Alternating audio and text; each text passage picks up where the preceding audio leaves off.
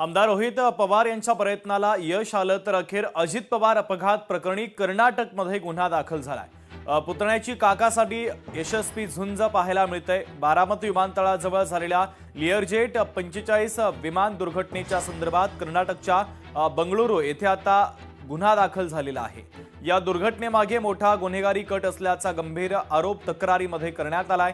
विशेष म्हणजे आजच रोहित पवार यांनी विधानसभेत हा मुद्दा उपस्थित केला। अजित पवार यांच्या संदर्भात गुन्हा दाखल झाला नाही, ज्याचं जळतं त्यालाच कळतं असंही रोहित पवार यांनी म्हटलेलं होतं आणि अखेर आता हा गुन्हा दाखल झालेला आहे।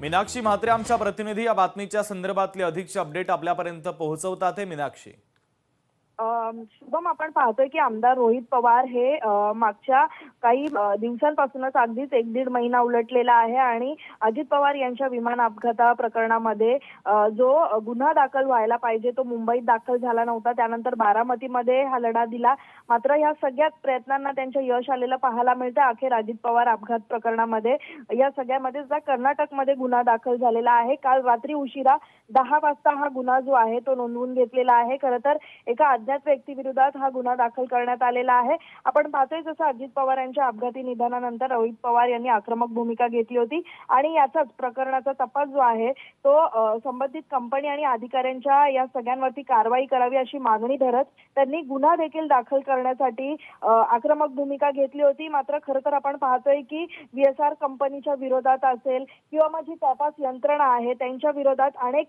आरोप जे आहेत, अनेक संशय जे आहेत ते रोहित पवार यांनी व्यक्त केले होते। मात्र त्यानंतर मुंबईमध्ये देखील मरीन ड्राईव्ह पोलीस ठाण्यामध्ये ते गेले होते गुन्हा दाखल करण्यासाठी, पण मात्र त्या ठिकाणी गुन्हा दाखल करून घेण्यात आला नव्हता। अखेर आता आपण पाहतोय की रोहित पवार यांच्या संपूर्ण या सगळ्याच प्रयत्नांना यश आलेलं आहे आणि अखेर अजित पवार यांच्या विमान अपघाता प्रकरणामध्ये कर्नाटकमध्ये गुन्हा दाखल झालेला आहे। त्यामुळे आता या गुन्हा दाखल झाल्यानंतर नेमका हा तपास कशा पद्धतीत चालतं याकडे देखील प्रामुख्याने लक्ष राहणार आहे। शुभम, मीनाक्षी, अत्यंत महत्त्वाचे अपडेट या बातमीच्या संदर्भातले तू पोहोचवलेले आहेत, तुर्तास धन्यवाद।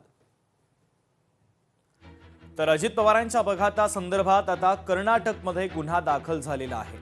तर आमदार रोहित पवार यांनी जे प्रयत्न गुन्हा दाखल करण्यासाठी केलेले होते त्या प्रयत्नांना अखेर यश येत असल्याचं पाहायला मिळत आहे।